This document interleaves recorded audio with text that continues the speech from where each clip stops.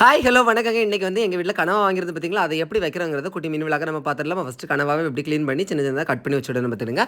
அப்படியே சீன்சட்டி அடுப்பில் வைங்க, எண்ணெய் ஊற்றுங்க. இந்த மிளகா இருக்குது பார்த்தீங்களா, காஞ்ச மிளகு அதாவது வத்தல், அதை ரெண்டாக பிச்சு பிச்சு உள்ளே போடுங்க. அப்புறம் வந்து சின்ன உள்ளியும் உள்ளே போடுங்க. அப்புறம் கடுகு கொஞ்சம் எடுத்து உள்ளே போட்டுடுங்க. அப்புறம் வந்து கடுகு போட்டுனோடனே கருவேப்பிலை தூக்கி என்ன செய்யுங்க உள்ளே போடுங்க. சரியா போட்டு நல்லா நினைச்சிடுங்க, கிண்டி விட்டுக்கிடுங்க. கிண்டி விட்டதுக்கப்புறம் பார்த்திங்கன்னா அந்த கனவா இருக்குது பார்த்தீங்களா, அதை எடுத்து என்ன செய்யுங்க உள்ளே போடுங்க. அப்படியே அழகாக வலிச்சு பறக்கி எடுத்து என்ன செஞ்சுருங்க உள்ளே போட்டுருங்க. போட்டுட்டு நல்லா என்ன செஞ்சுருங்க கிண்டி விட்டுக்கிடுங்க.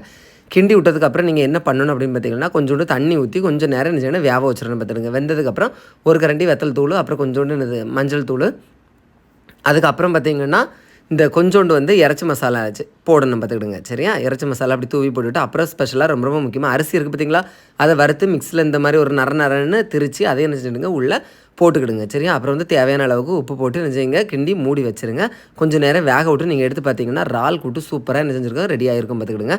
பாருங்கள், பார்க்குறதுக்கே செக்க சவேர்னு இருக்குது பார்த்தீங்களா. செம்ம டேஸ்ட்டாக இருக்கும் பார்த்துக்கோங்க. நீங்கள் ட்ரை பண்ணி பாருங்கள். பிடிச்சதா லைக் பண்ணுங்கள். தேங்க்